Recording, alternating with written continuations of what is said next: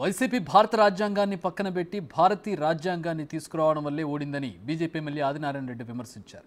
జగన్ సతీమణి భారత్కి ఢిల్లీ లిక్కర్ కేసులో పాత్ర ఉందని సంచలన ఆరోపణలు చేశారు ఆయన. వారం రోజుల్లో పులివెందుల్లో కూడా వైసీపీ ఉండదని జోస్యం చెప్పారు. వైసీపీ నాయకులందరూ బీజేపీకి లైన్ కడుతున్నారన్నారు. ఎంతగా తనకి చెప్పిన కరుణ లేని, కనికరం లేని కనకరాజు అని. తనకు కావాల్సింది డబ్బు, తనకు కావాల్సింది పదవి. భారత రాజ్యాంగం పక్కన పెట్టినాడు. భారతీయ రాజ్యాంగం.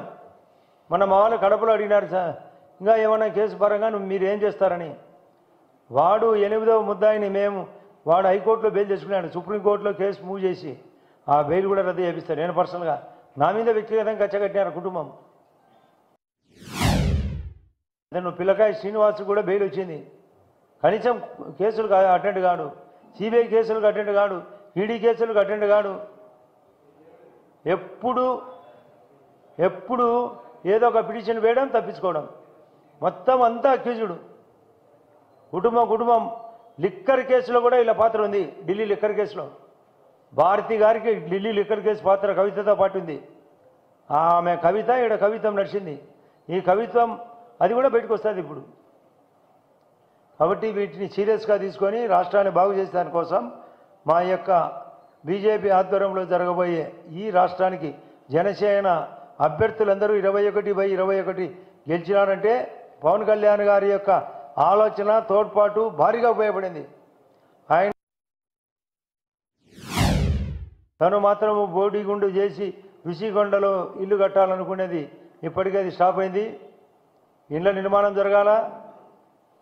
గ్రామీణ ఉపాధి పథకాన్ని కూడా తొంగలో దొక్కినాడు.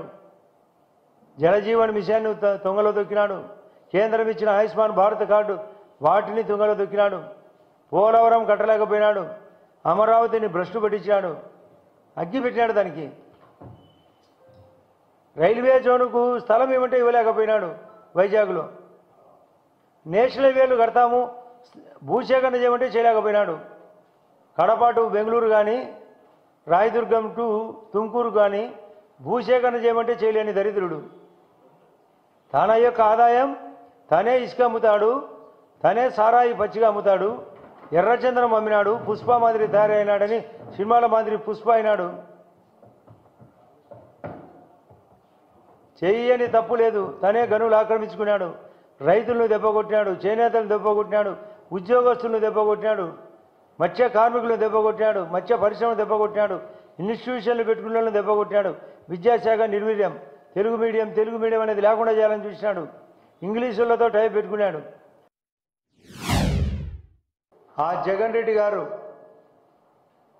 తన లోకల్ బాడీ ఎలక్షన్లో మాదిరి ఎలక్షన్లు జరుపుకోవాలని విశ్వ ప్రయత్నం చేసినాడు. వాలంటీర్ల వ్యవస్థను ఇష్టం వచ్చేట్లు వాడుకొని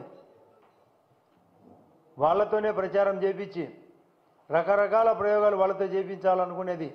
ఎప్పుడు ఎన్డీఏ కూటమి ఎంటర్ అయిందో బీజేపీ ఆధ్వర్యంలో ఎలక్షన్ కమిషన్ సీరియస్గా తీసుకోవడం వలన వాలంటీర్ల వ్యవస్థ కానీ, కొందరు ఆఫీసర్లను ఐపీఎస్ ఐఏఎస్లను కూడా పక్కన పెట్టడం కానీ, 4వ విడతకు అవకాశం ఇవ్వడం కానీ జరగడమే ఈ యొక్క విజయానికి కారణం.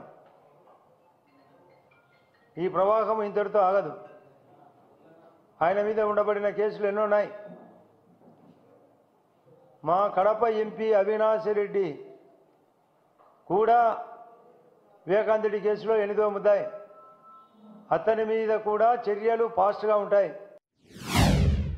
రాష్ట్రంలో దరిద్ర పాలన పోయింది. ఇష్టం వచ్చినట్టు అప్పులు చేసినాడు. ఇష్టం వచ్చినట్టు జగన్ రెడ్డి తప్పులు చేసినాడు.